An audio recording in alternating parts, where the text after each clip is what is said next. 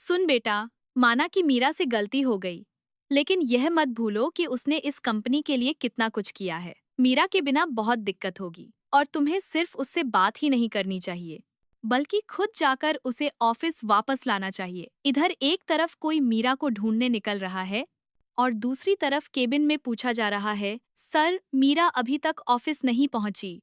सवाल उठता है वो गई कहाँ, और जवाब मिलता है वहीं जहां उन्हें इस वक्त होना चाहिए।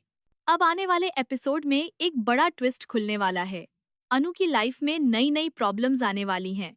झंडे उसे मैनिपुलेट करने की कोशिश में लगा है, जबकि आर्यवर्धन मीरा के पास पहुंच चुका है उसे वापस ऑफिस लाने के लिए। वह साफ कहता है, मीरा, तुम्हारी जगह कोई नहीं ले सकता। तुम्हारा इस्तीफा मैं स्वीकार नहीं करता। मैं तुम्हें वापस लाने आया हूं। लेकिन मीरा भी अपने फैसले पर अड्डी है। वह कहती है, सर, आपने जो फैसला लेना था ले लिया, अब यह मेरा फैसला है और मैं वापस नहीं आऊंगी।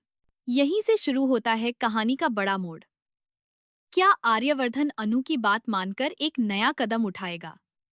क्या झेंडे अनु को भड़काकर उससे कोई गलत फैसला करवाएगा? इधर आर्यवर्धन लगातार मीरा को मनाने की कोशिश में है और उधर अनु अपनी नई पोजीशन को लेकर बेहद खुश है। उसे हेड बना दिया गया है और अब उसके कंधों पर बड़ी जिम्मेदारी है। जब मीरा को यह पता चलेगा कि बिना क्वालिफिकेशन के अनु इतनी बड़ी पोजीशन पर पहुंच गई है, तो वह अंदर से हिल जाएगी। उसके मन में फिर वही सवाल उठेंगे, क्यों अनु? आखिर उसे इतनी अहमियत क्यों?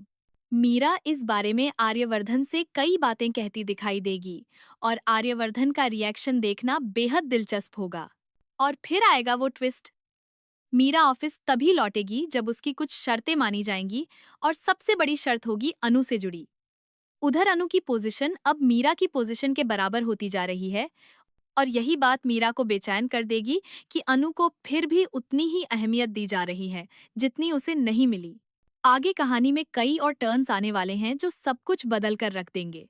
तो बताइए, आप कितने एक्साइटेड हैं आने वाले एपिसोड्स के लिए?